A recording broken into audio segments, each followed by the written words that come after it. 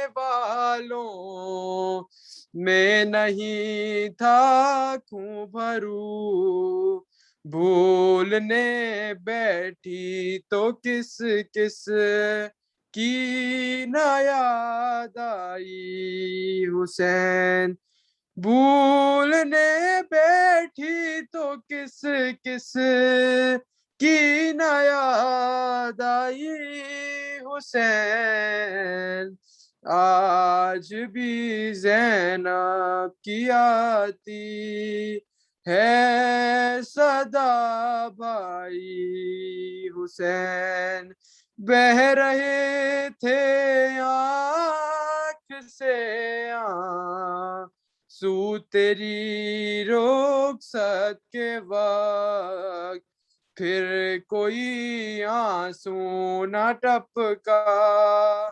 आँख पथराई हुसैन, तेरा चेहरा तेरी आँखें भूल कब पाई हुसैन, आज भी ज़ैनब की आती है सदा भाई हुसैन बर मोहम्मद वाले मोहम्मद सल्लल्लाहु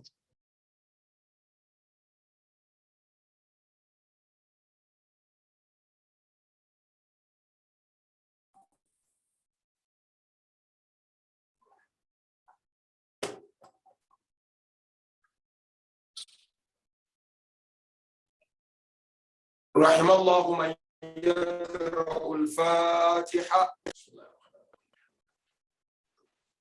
الرحمن الرحيم مالك يوم الدين إياك نعبد وإياك نستعين الصراط المستقيم صراط الذين أنعمت عليهم. بسم الله الرحمن الرحيم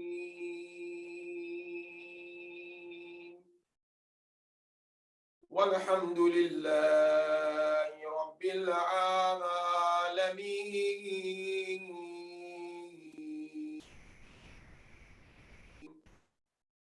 والصلاة والسلام على أشرف المرسلين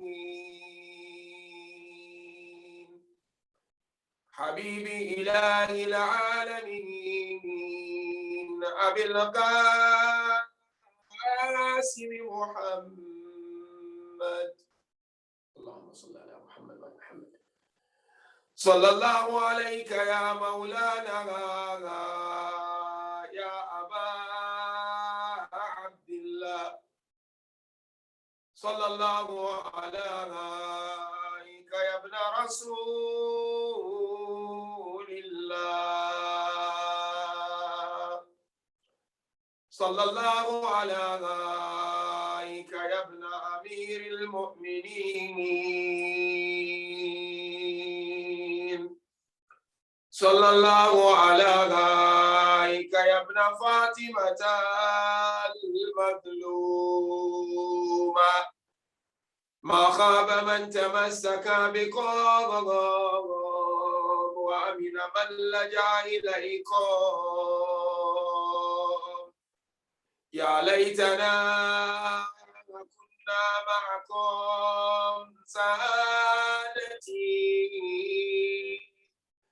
فنفوز والله فوزا عظيما. أعوذ بالله من الشيطان اللعين الرجيم. بسم الله الرحمن الرحيم. ومن آياته أن خلق لكم من أنفسكم أزواجا لتسكنوا إليها وجعل بينكم مودة ورحمة، إن في ذلك لآيات لقوم يتفكرون. صدق الله العلي العظيم. With the loudest of your voices, wherever you may be, Sallu ala Muhammadin wa ali Muhammad. اللهم صل على محمد وآل محمد براية عجيل ظهور صاحب العصر والزمان. With the loudest of your voices, صلوا على محمد وآل محمد. اللهم صل وسلم وبارك على محمد وآل محمد وعجل فرجهم. Once again, we thank Almighty Allah Tabaraka wa Ta'ala for gracing us with this wonderful opportunity to continue acquiring the understanding of our faith and to be able to enhance our relationships with Almighty Allah Tabaraka wa Ta'ala and with Ahlul Bayt al-Ismati wa Tahara. It is indeed a great opportunity and a great honor to be alive in this year, holy month of Muharram, and to be amongst the Azadarani of Aba Abdullah al-Hussain alayhi salam. Last night or yesterday, my dear brothers and my dear sisters, my dear youth, we looked at navigating one's career in the light of Islam. We discussed Islam and the importance of career. We delved into some verses of the Holy Quran and the traditions of Ahlul Bayt. We then went ahead to look at some practical ways of identifying what career is suitable for a person. I must say, I'm really humbled and excited by the questions and the feedbacks I received. I received some excellent questions via my Instagram page. And some of you also sent me questions via my Facebook page. And Alhamdulillah, one of you also sent me excellent observations via Brother Hassanain Aga. So what I would like to do before we discuss the topic of today is to answer some of those questions I received, most especially in relation to finding a career in one's life. And then inshallah, on one of the nights, I will discuss my personal journey with you. As you know, I'm originally from Ghana, and I wasn't born a Shia. So I will find time, inshallah, on one of the nights, God's willing, to discuss my personal journey with you. And the aim of that will be to inspire you and to motivate you to cherish what you have and to honor what you have and to take advantage of what you have and make the best out of the presence of your parents, of your siblings, and of your communities in order to thrive and to grow, becoming responsible citizen and responsible lover and follower of the Ahlul Bayt. You see, when it comes to career, what is important is to make sure that your career is in line with the teachings of Islam. In considering what we want to pursue in life, we need to make sure that the whole concept of lawful and unlawful, and halal and haram, and the concept of legal and illegal, or licit and illicit, meaning as per the laws of your country, or wherever you're going to be to pursue your career. You need to consider all this. So on the first level, do not forget, when you go for any career, to make sure that it is not unlawful as per the teachings of Islam. And number two, it is not illegal as per your constitution or where you live in, which is very, very important, my dear brothers and my dear sisters. Now, someone asked me a question, one of you, which I really thank the person. Can I pursue a career as a YouTuber or not? Or a vlogger or blogger, whereby I create content on YouTube? There is nothing wrong to become a YouTuber, so long as, which is very, very important, your content is lawful content, and there's nothing of unlawfulness attached and associated to your content. It's like some of our scholars, we have our own personal YouTube channels, where when we give our lectures and inspirational speeches, we upload on YouTube. There is nothing wrong, so long as you do it within the confinement of the teachings of Islam and the rules and the laws binding within our respective countries. There is nothing wrong. And another question is, can I pursue a career in a company where intoxicants like alcohol is served, and within one's work, he or she, one way or the other, get in contact with this? This is no doubt not acceptable within the religion of Islam. And as you know, my work, I'm a resident imam here in the UK, and I work a lot with youth because I do community organizing a lot. I belong to one civil society here in the UK. So youth come to me a lot with their questions. And there was a time when one youth came to me, Sheikh, I tried looking for a job. I applied so many places and I'm not getting it. The only job available is that when I go to work in a retailer shop, shopping mall, I will serve alcohol, I will sell it rather. Can I pursue it? I said to that youth, no, you can't pursue it.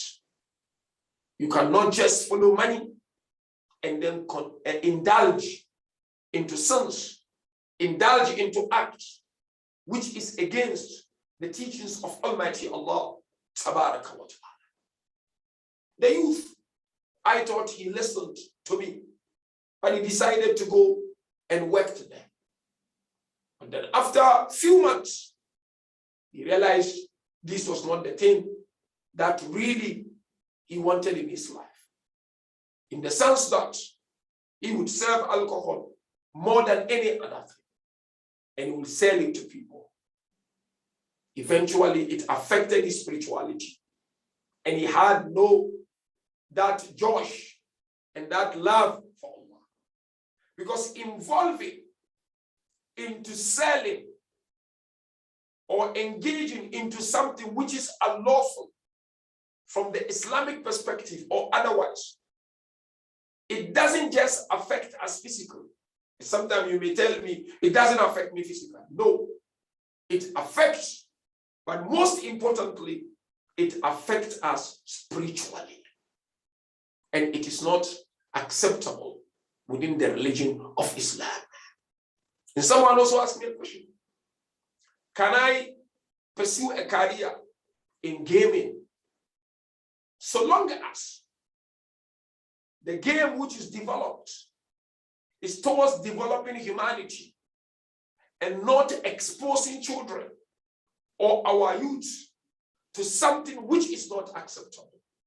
Primarily, there is nothing wrong, and it is allowed within the religion of Islam. No, someone comes forward. Here, I have this experience. A chef. I want to be a chef, and that is the career I want. One came to me here where I work. I said, there's nothing wrong to pursue a career as a chef, so long as you do not serve what is unlawful, like pork, like alcohol, and so forth, etc., etc. So, what is important is to make sure that when it comes to the boundaries of Allah, which is the boundaries of Islam, you are clear.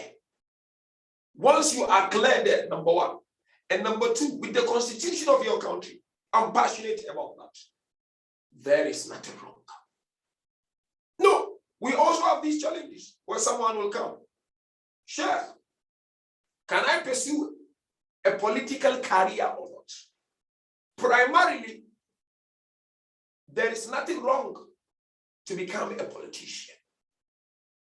The only time it becomes wrong is when you assist injustice and you assist and support oppression. Otherwise, if your aim of becoming a politician is to serve people, is to reach out to people, is to support them, there is nothing wrong in doing so. And so as youth, as I mentioned yesterday, you've got so many opportunities at hand. Start harnessing and nurturing the opportunities you have, and you will make it, inshallah. I have examples in the line of my work where some youth would come to me and I would advise them, do it this way, don't do it that way in terms of career. But because of pressure, sometimes they wouldn't listen.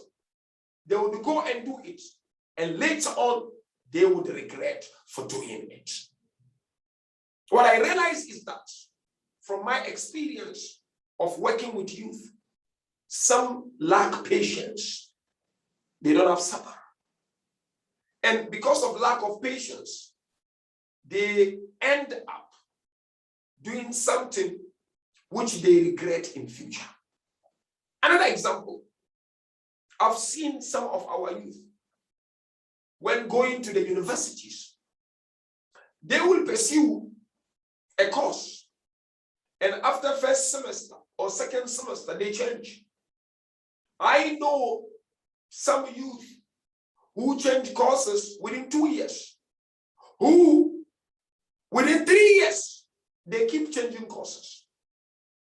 And the reason for that is, initially, they did not want to take advice. They just wanted to follow their own way of doing things. And as I mentioned in one of our lectures, one of the challenges that our youth face today is to think that they are absolute independent. Yes, you are sharp, you are smart, but remember, the one who sleeps before you wakes up before you. It's an expression. Meaning someone who has a lot of experience in life can guide you, can show you the way. And so therefore, in conclusion, when it comes to career, it is very, very important we take advices of elders, advices of those who have experiences in this field, so that you do not end up regretting and you do not end up wasting your time, because that is your future. I've seen youth who ended up regretting. And the time they realized it was a bit late, but they tried going back to correct those mistakes. You should consider yourselves blessed when someone is able to advise you very early when it comes to your career. And as I said, inshallah, one night or one day, I will discuss with you about my life journey, where I started, what happened, and where I am today, and what I've studied, and what I'm studying now, in order to inspire you and to encourage you to do more in your lives. Remember, sky is the limit. Sky is the limit. And if you are determined, you will get there and you will achieve what you want to achieve. Imam Ali alayhi salam mentioned beautifully, if you truly want to achieve success in your life, and this message goes to the youth, because I see that in my line of work, and as one of our sisters requested, it's important we share these stories with you. You know what Imam Ali said? He said, if you truly want to succeed, you must have an aim in life. Have an aim in life. What's your aim? What is it that you want to become? I've seen so many of our youths, they are confused. They come to my office. I sit with them 1 hour, 2 hours, sometimes 3 hours. Some are confused. You cannot achieve your aim with confusion. Some small thing, they want to do a lot of istikhara. Istikhara is not bad when it is needed. And it is only done when you are totally confused. Allah first wants you to apply your mind, to apply your intellect, and to consult people of experience. If after doing so, you are brutally confused, that is the time you consult Allah Tabaraka wa Ta'ala. Not right from the beginning, you want to go for istikhara. I see some of our youth into this, and eventually they don't even take a decision. So Amirul Mu'mineen alayhi salam says, be focused and identify your aim based on your potentials. It's crucial. And in that tradition, Imam Ali says, try to identify your priorities. What are your priorities? If I ask you questions, I can see so many names here. I can see Hadi, I can see Hussein, I can see Musa, I can see Tayyaba, I can see Sayyid Kumail. There are so many of you here. I can see Durdana Fatima, I can see all of you. So if I ask you, what is your priority in life? I see some of our youth, they want to do this, they want to do this, they want to do this, they want to do it. They miss the priority. You need to get your priorities right. And for you to get your priorities right, you can't do it alone. Remember that. You need to consult. You need to seek advice. And yesterday we discussed it. Number 2, Imam Ali alayhi salam, be positive. I see some of our youth, when they come, it's either they are overconfident or they're not positive about themselves. They're thinking that, no, I can't do it. I failed last year. It's going to be difficult for me. No. Tafa'alu bil khayri tajidu. Imam Amirul Mu'mineen, based on the teachings of the Holy Prophets, be proactive. Be positive. You will get it, inshallah. Just be positive. Don't keep blaming yourselves. Don't inflict injuries in yourselves. One youth came to me last year in my office. He said, Sheikh, and he was 16 years. He said, you know, I failed my exams at school. I'm now going to write my GCSE. I don't know whether I will pass. He began crying. I held him. I hugged him. I said, don't worry. Believe in yourself. Amirul Mu'mineen alayhi salam said, be positive about yourself. When you are positive, you will achieve. So I want you, my dear, you to be positive. Be positive, and you will not regret. Number 3, Imam Amirul Mu'mineen said, which is beautiful. that learn from your past experience. We all have experiences in our lives, whether you are young or you are old. You know, I went to one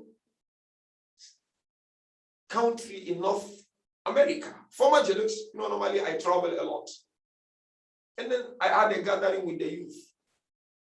Someone asked me, question, how do I succeed, Sheikh? And this was about 18 years, 17 years. I want to succeed in my life. So I told him the best thing to do, you have to learn from your past experience. He asked me, what is the past experience? I said, sometimes you fail, sometimes you pass. Look at your past experience, where you did well, where you didn't do well, and use that to build your future.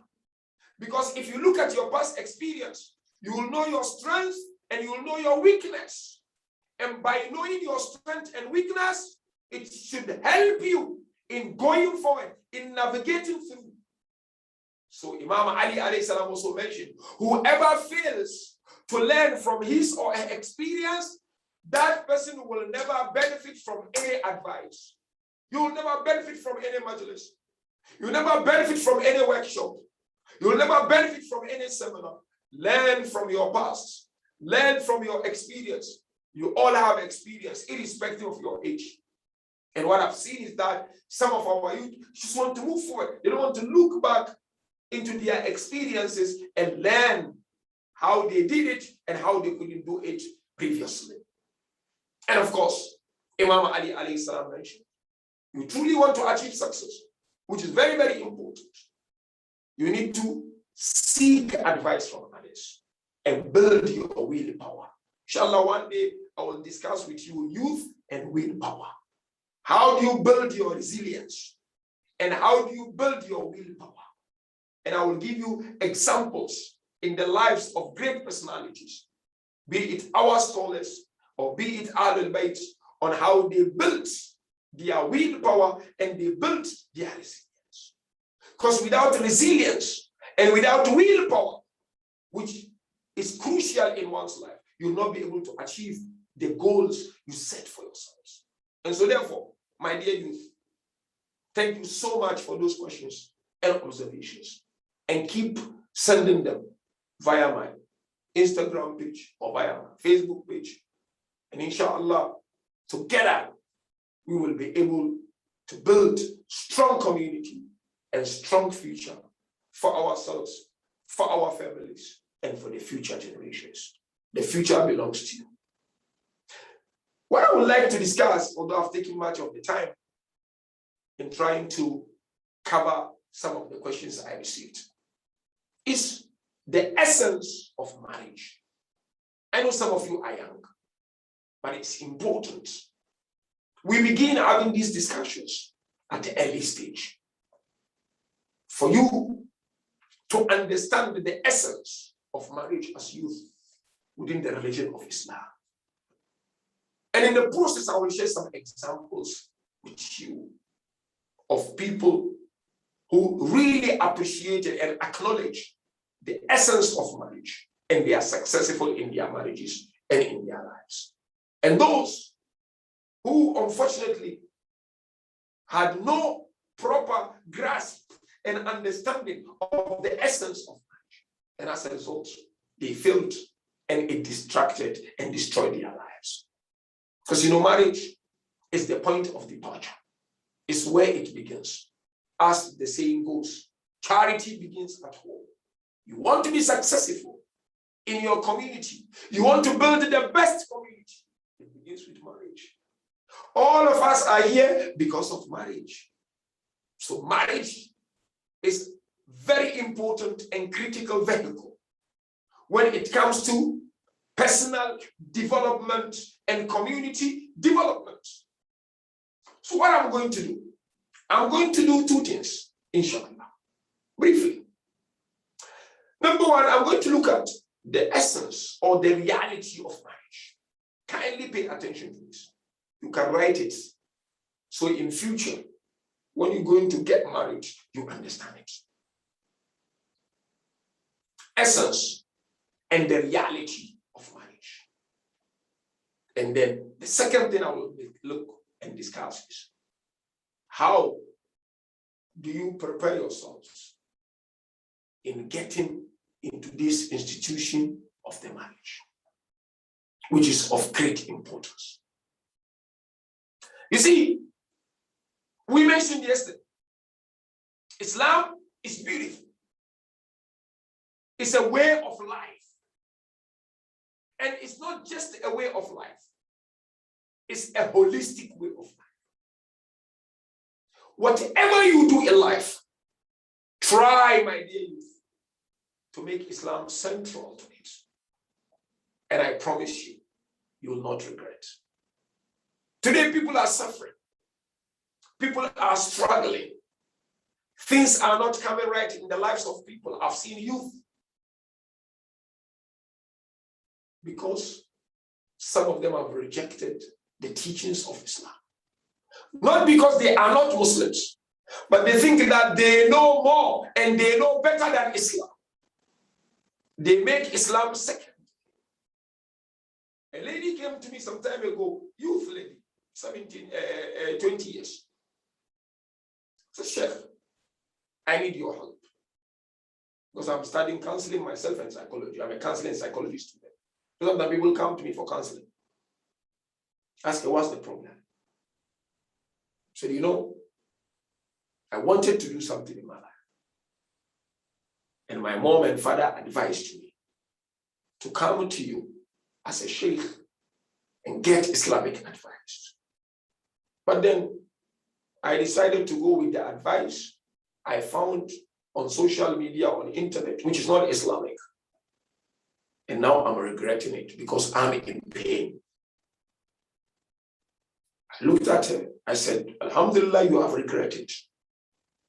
What is important is to regret, is to feel that remorse and make it up and correct it. So it's important. We don't look at Islam as secondary. If you look at Islam as secondary, then I would like to encourage you to come back a little bit and try to understand what Islam is all about and what Islam stands for. Now, marriage is an unbelievable institution within the religion of Islam. It's a holy or sacred institution. It's something muqaddas, sacred, is holy. And no wonder Mawlai Kainat alayhi salam mentioned, you know it. Once a person is married, half of his faith is completed, is fulfilled.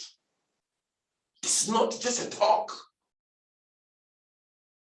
In fact, it's important we discuss this in our madrasas for our youth and young adults to understand what is it, so that in future, when your time is up to get into this institution, you get into it well informed, with good understanding. And that is why I'm discussing this topic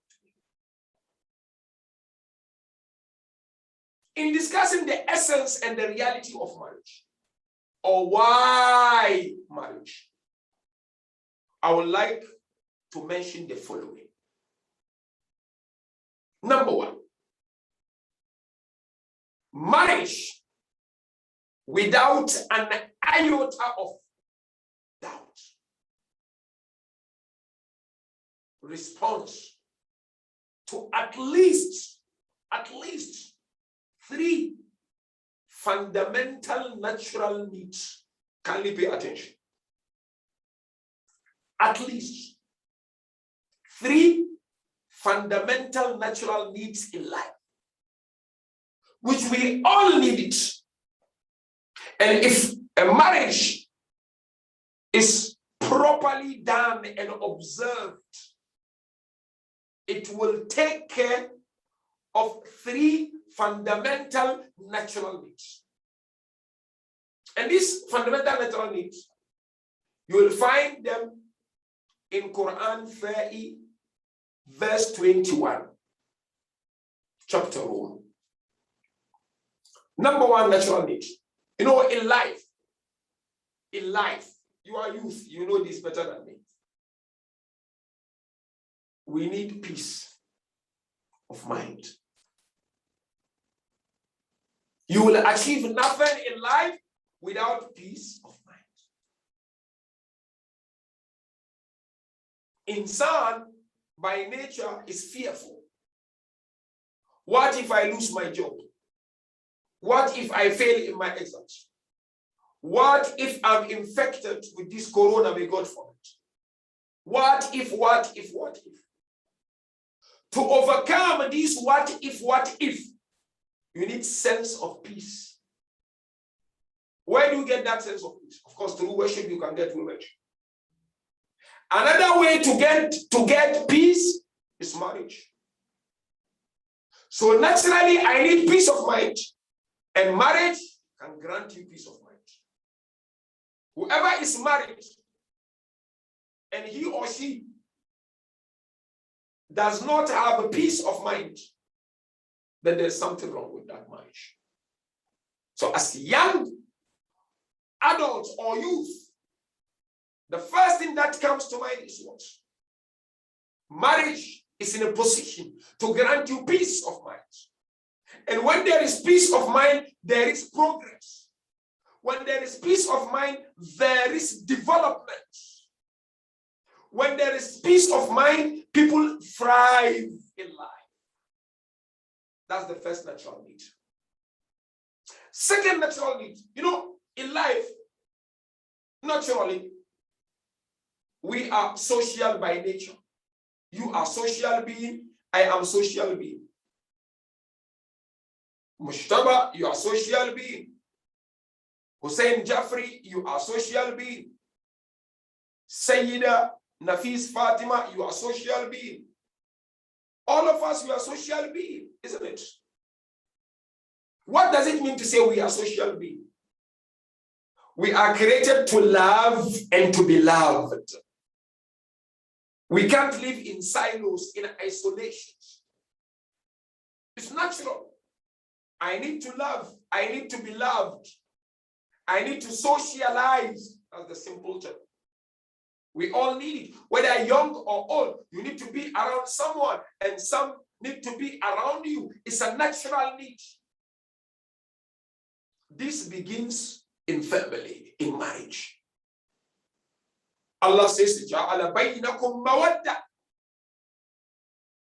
to love and to be loved. In the community, yes, you will love and you are loved. But this begins with marriage. When marriage is right, this social aspect of individual's life will be taken care of.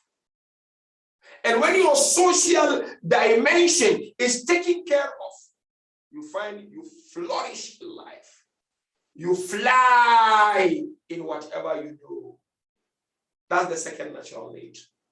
We're discussing the essence and the reality of marriage. The third one is what? In life, we expect people to understand us when we make mistakes, isn't it? We are not masumi. We are not infallible. So sometimes we make mistakes. And when you make a mistake, you expect people not to blame you, to hold grudge against you. You want them, to understand you, to forgive you, to pardon you, so that life can continue. This is in marriage. You can achieve that in marriage. Islam refers to that as rahmah. Mawadda is two-sided, but rahmah is one-sided. So there is rahmah. In other words, you learn the art of mawadda and the art of rahmah in marriage. Very important. Islam is beautiful. This is from the Quran. So before you even think of getting married, you need to think of this essence. That these are the things that I'm going to achieve in my marriage.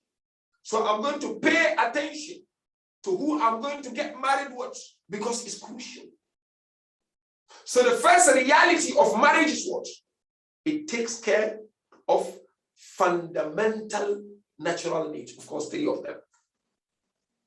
Number two, essence and reality of marriage is door to Allah.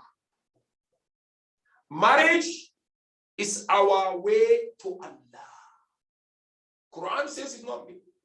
He said, وَمِنْ آيَاتِهِ, amongst the signs of Allah.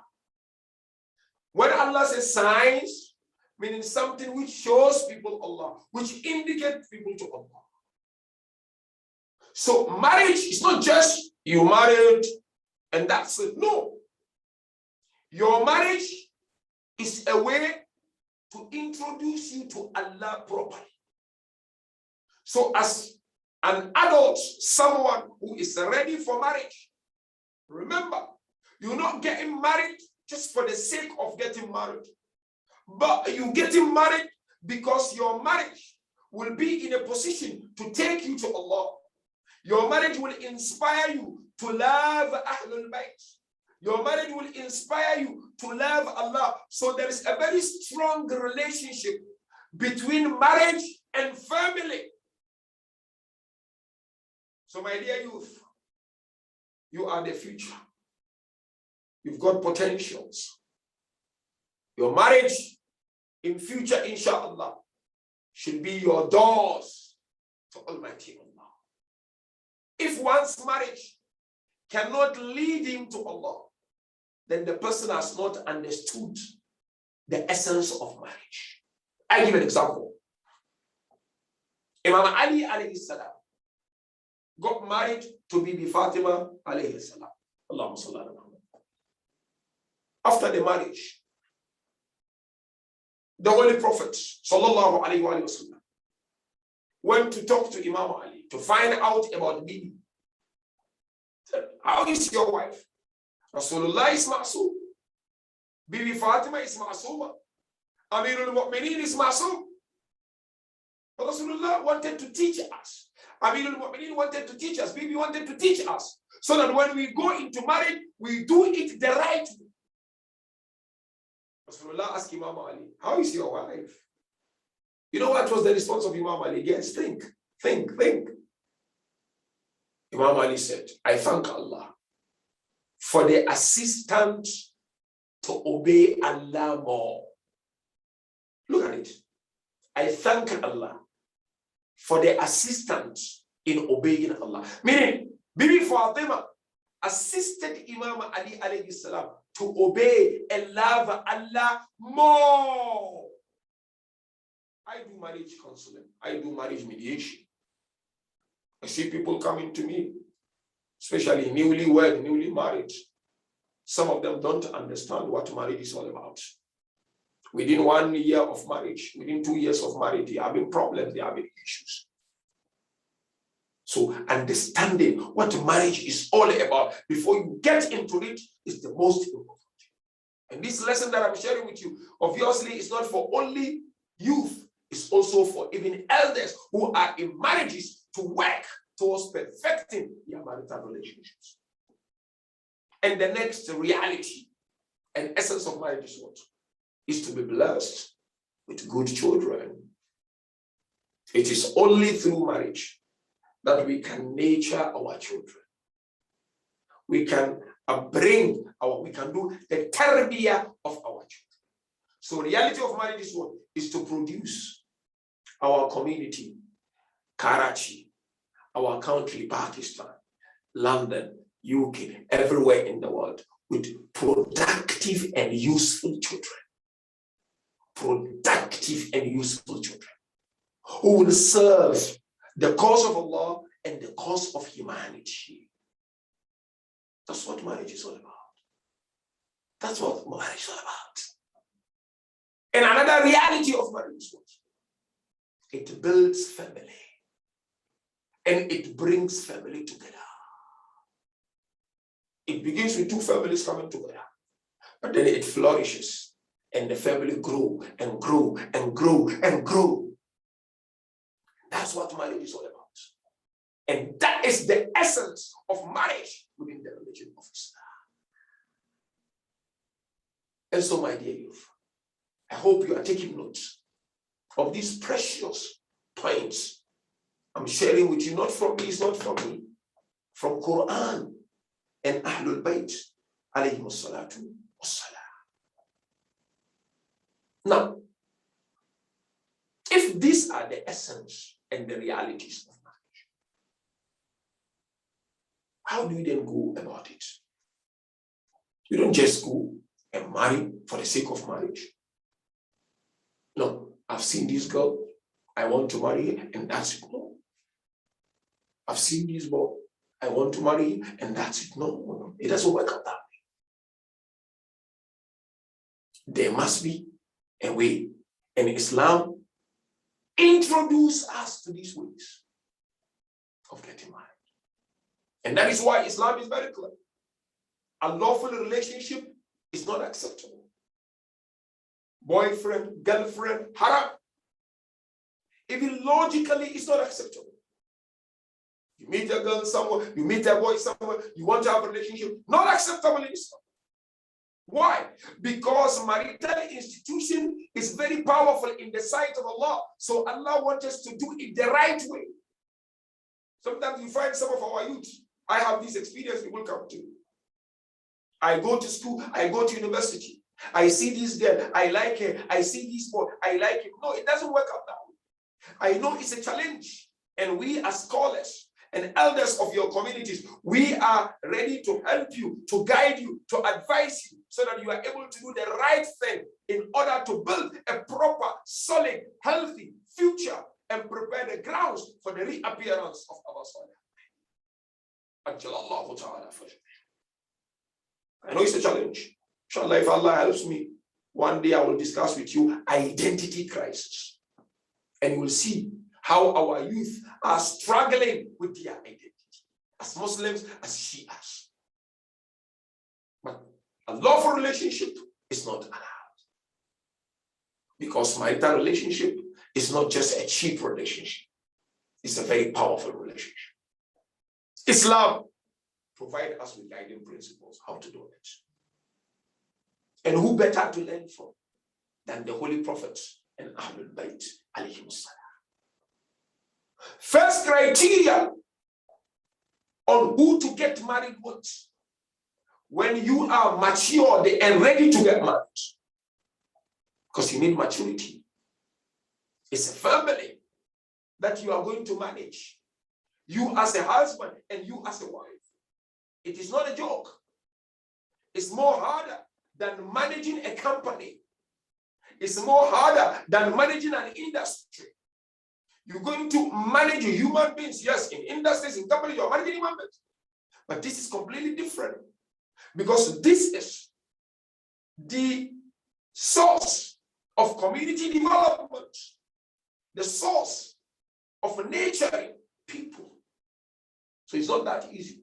You need that intellectual maturity. And hence, I always encourage every community to have premarital counseling, during marriage counseling, and after marriage counseling. I do it sometimes myself. But Islam says, number one, there are things you need to look for to get married. So Prophet mentioned 4 things, but he said out of these 4 things, the 4th one is the best. You want to look at 1, 2, 3, 5, but make sure the 4th one is there. If the 4th one is not there, then there will be challenge or challenges in your marriage. Number 1, Prophet said, you can marry someone because of beauty. Beauty. She's beautiful. He looks handsome, you can marry.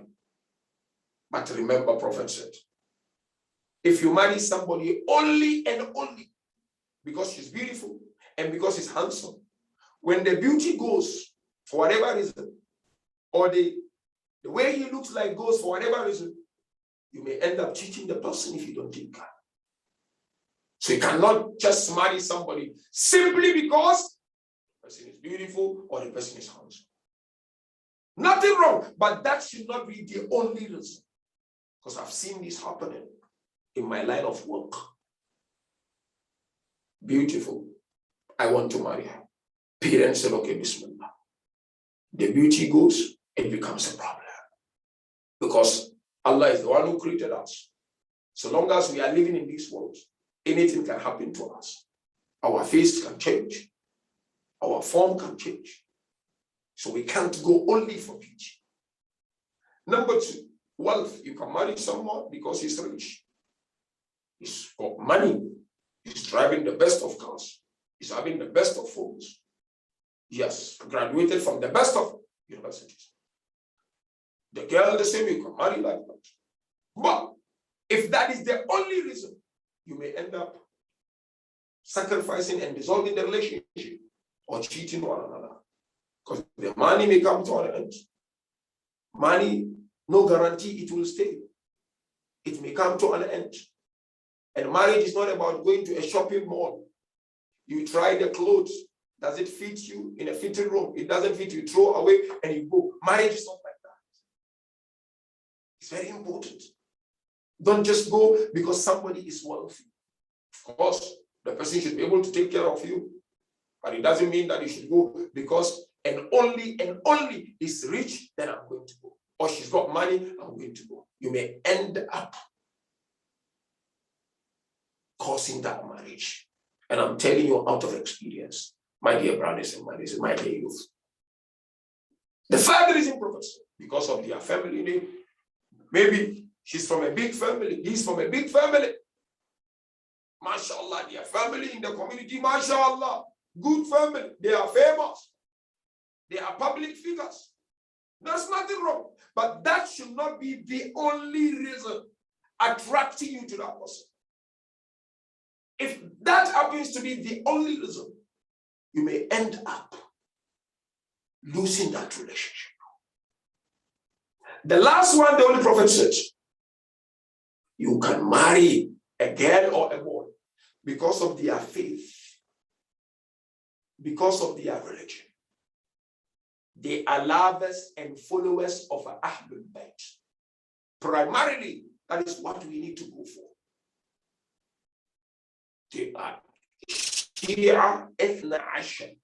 Before you even think of people of any other sect, topmost priority when your time is up to get married, go with someone you share faith in common with, because that will help you in growing your children.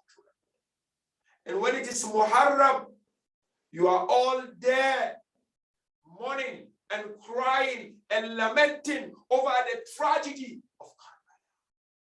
Prophet said, "Alayka bidhati dini talmati." When I'm married, go with someone you share faith with. I get this challenge in my work. No, I see this non-Muslim I want to marry. Why? He's a good person. He's got a good akhlaq. It's not only that. Deen is important for your own future and for the future of your communities and for the future of the school of thought of Ahlul Bayt. And so therefore, consultations with parents is very, very important. You see, love Prophet Muhammad, sallallahu alaihi wasallam, Masum, Bibi Fatima Masum, Amirul Mu'mineen Masum. But when Bibi was going to get married, Prophet sat with Bibi. They discussed. So you, when your time is up, also, I know sometimes it's not easy. Somebody will say, no, I've seen this girl on Facebook. I've seen this boy on Instagram. No, it's my school mate, classmate. We are on Snapchat. We are on this and that. No. Marriage is a heavy duty. It is not a joke. You do it well, your life is set. You don't do it well, it will distract everything. If you get marriage life right, other things, you'll get it right. But if, say, your business going well, your studies going well, everything going well, and you are married and the marriage is not going well, you'll not enjoy your business. You'll not be able to focus. It will give you more mental health issues. Because today, that's another topic. One of the challenges we faced, especially our youth, it's anxiety, it's mental health issues. So you don't want to add more to it. So Prophet said, best out of all these criteria, go with the person you share religion with. And you know the teachings of our great Maharaja when it comes to health.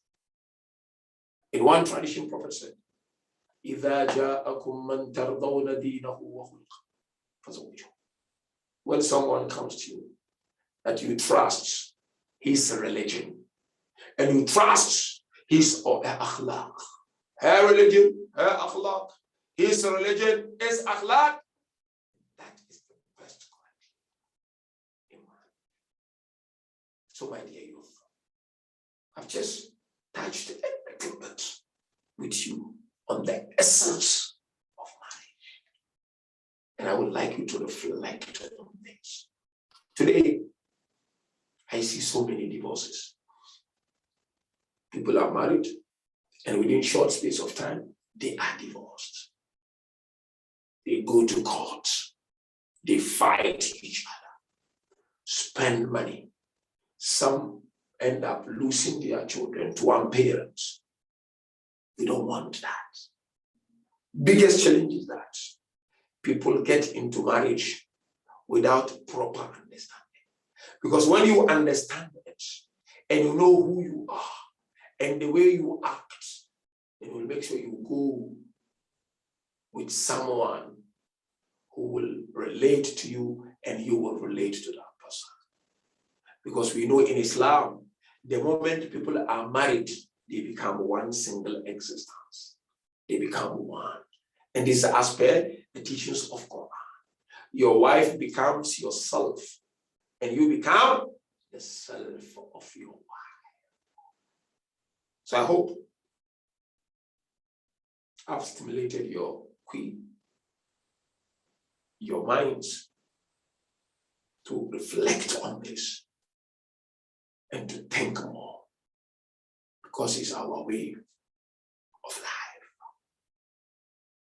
And we are gathered to remember Ahlul Bayt because of the blessings of the marriage of Ahlul Bayt alayhim assalam. And today, I would like to remind you and remind myself of the benefits of marriage, which was demonstrated in Karbala by mothers. There was a beautiful display of motherhood on the 10th day of Muharram. Mothers gave their sons to Abu Abdullah. Bibi al-Banin gave 4 sons to Abu Abdullah. Layla gave Hazrat Ali al-Akbar to Abu Abdullah. Ramla gave Shah Qasim and his brothers to Abu Abdullah. And Bibi Rabab gave Hazrat Ali al-Asghar to Abu Abdullah. But the mother of all mothers on the 10th day of Muharram was who? Sayyidah Zainab alayha salam, Bibi Zainab with an H. She gave Muhammad an Aun. And how difficult was it for Sayyidah Zainab when she saw the horses trampling on the body of Muhammad and Aun, and arrows around the neck of these 2 beautiful sons. Sayyidah Zainab sat with Muhammad and Aun on the eve of Ashura. And she said to them, "Are you going to make me proud tomorrow?" He said, "Yes, we will make you proud, Mom. We are the children of Ali ibn Abi Talib, and we are the children of Ja'far al-Tayyar, and we were trained by Abu al-Fadl al-Abbas alayhi salam." On the 10th day of Muharram, Sayyidah Zainab sent Muhammad and Aun to Abu Abdullah for permission. Abu Abdullah said to them, "No, stay behind and look after your mom, because when I lost my grandfather, your mom was there for me. When I lost my mother, your mom was there for me. And when I lost my father, Amirul Mu'mineen, your mom was there for me. When I lost my brother, Hassan al-Mushtaba, your mom was there for me. Muhammad, and I will stay behind to look after your mom. Because if you go, there will be no one to look after your mom. They returned back, but Sayyidah Zainab began to walk towards Abu Abdullah. When she got to Abu Abdullah, she said to him, Ya Abu Abdullah, why are you stopping my sons to defend and fight alongside you? Abu Abdullah said, Sayyidah Zainab, if I allow them, who will take care of you after them? It's like Abu Abdullah telling us what will happen to Sayyidah Zainab in Bazar Sham. But Sayyidah Zainab said two things to Abu Abdullah, and he allowed Muhammad and Ali to go and fight. She said to him, you remember on the day of Siffin, our father was proud of Abu al-Fadl al-Abbas. Abu Abdullah said, yes. She said, but Abbas was of the age of Muhammad and Ali, my dear youth. Some of you are of the age of Muhammad and Ali. They were young, 13, 11, they were young. Allahu Akbar. Then she said to Abu Abdullah, don't you want our mom Fatima al-Zahra to be proud of me on the day of Qiyamah? That's my pusa. Allahu Akbar. You give pusa to Ahl al-Bayt. Sayyidah Zainab said, that's my pusa. Allahu Akbar. Because Layla will give Akbar and Bibi Fatima will be proud of her. Bibi Fatima will be proud of al-Banin, and she'll be proud of Ramla, she'll be proud of Rabab. Don't you want my mom to be proud of me? That was the moment Abu Abdullah granted permission. Muhammad and Aun went to the battlefield. They supported one another. Allahu Akbar. That was the time when Umar ibn Sa'd called out, don't allow them to fight on one-to-one. Go and surround and attack them. They began to attack Muhammad and Aun. They attacked Aun on his head with sword. As he was falling down, Muhammad jumped to protect him. They then shot Muhammad. Aun, while on the ground, he called out, Assalamu alayka ya Abu Abdullah. Imam Hussein rushed to the body of Aun. Aun looked at Abu Abdullah. He said, uncle, are you proud of me? He said, yes, I'm proud of you. And he said to Abu Abdullah, tell our mom, we did not drink water because we know there is no water for her. But you know what? Bibi Zainab Sayyida did not cry in Karbala. When Abu Abdullah took the bodies of Muhammad and Aun, she did not cry. When they returned to Karbala from Sham, still she did not cry. But she only cried when she returned to the holy city of Medina. The first thing she did, she went to the room of Muhammad and Aun. She looked at their mattresses and she said, they may have taken your joy from my eyes, but they cannot take your joy from my heart. When they asked her, why didn't you cry for them in Karbala? She said, I didn't cry because there was no one to cry for Abu Abdullah. Inna lillahi wa inna ilayhi rajiun. وسيعلم الذين ظلموا آل محمد أي منقلب ينقلبون والعاقبة للمتقين.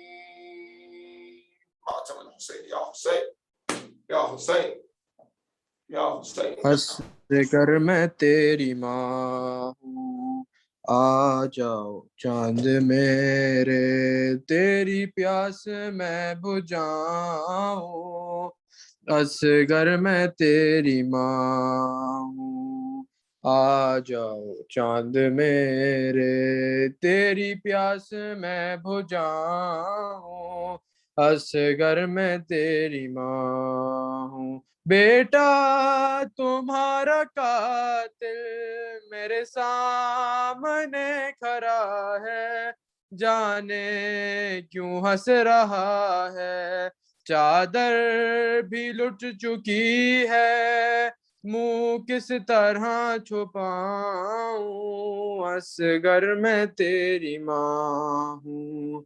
आ जाओ चांद मेरे, तेरी प्यास मैं बुझाऊं, असगर मैं तेरी माँ हूँ।